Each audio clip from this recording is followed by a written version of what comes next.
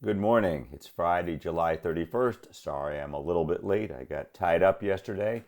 So, our weekly update is that we are continuing to move forward. In some ways, the culture is on a hold. It seems like in our state, the incidence rate is going up a little bit of the virus, so we're not allowing anything more from the state. In fact, the governor's talking about scaling it back a little bit.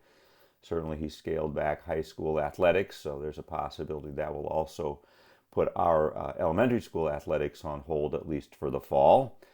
We are, however, moving forward to open up the school full time. We'll have an opportunity for full day in school learning as well as some e learning options. And we're working very, very hard. It's taking an incredible amount of time in a very short period since the plan just came out about a week or so ago. And we're trying to get it all ready for school on the 20th.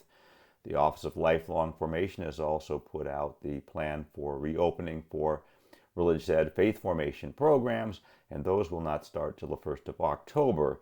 In the meantime, we're having the catechists and the teams meet to figure out how best to do that, again, to some kind of hybrid between in person, if possible, and remote learning or a combination of both. So we're looking at all of those. Certainly, at the moment, social events are continuing to be placed on hold. And obviously, if we all do our part in the state to minimize exposure and minimize the risk for others so the incident rates goes down, perhaps we can have more social gatherings. But at the moment, there's really going to be no large gatherings inside the church, and that's not going to happen for the immediate future. We will have the ice cream social this year. We're replacing the parish picnic. It's too cumbersome and not really safe to have all those cooking things going on at the same time.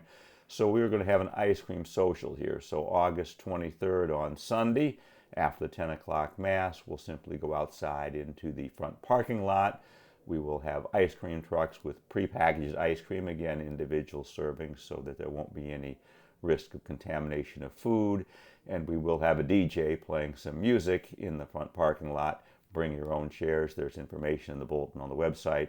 And we'll just have a simple social where we can gather physically distant but socially together in the large parking lot. Again, that's August 23rd. So please mark your calendars for that and make plans to attend. The team is also meeting to discuss First Communion confirmation from last year to get those scheduled. Parent surveys went out, and we're still waiting for the final results from some of those so that we can schedule those.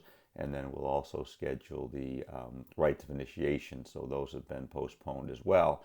And then we're looking at how we are going to do sacramental prep for the upcoming year as well. So that's all going well.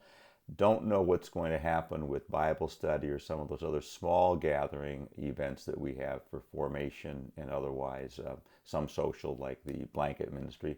Not sure what that's going to look like yet. A lot will depend on the governor and the state of the state and what kind of marching orders were given or restrictions that are placed upon us. So that's all up in the air, but we continue to do the best we can. Continue only with two masses. I know that St. Paschal's is back to its full complement of masses, but not all their masses are well attended. So I don't want to put our volunteers at risk and stretch our volunteer corps too thin. And I don't certainly want to overburden our ministers with masses when our Saturday night mass is not yet full.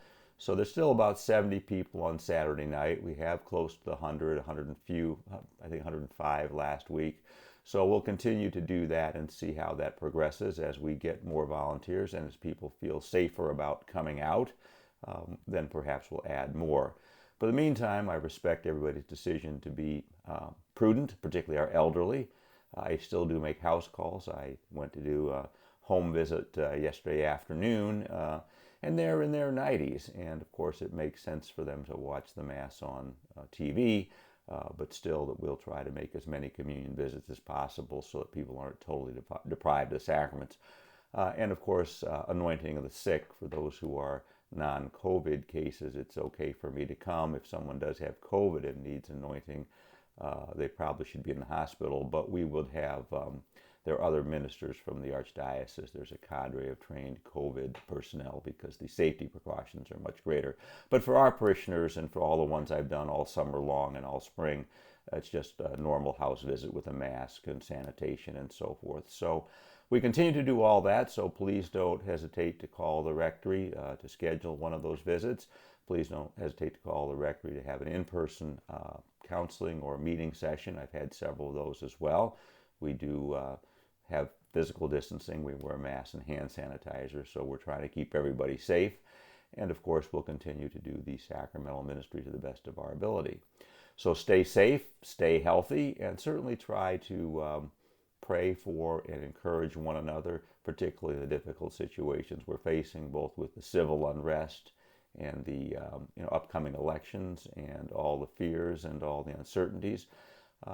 Time for prayer, time for discernment, but most of all, I think it's a time for civility and respectful listening for those we disagree with, and even those who are not being respectful of us.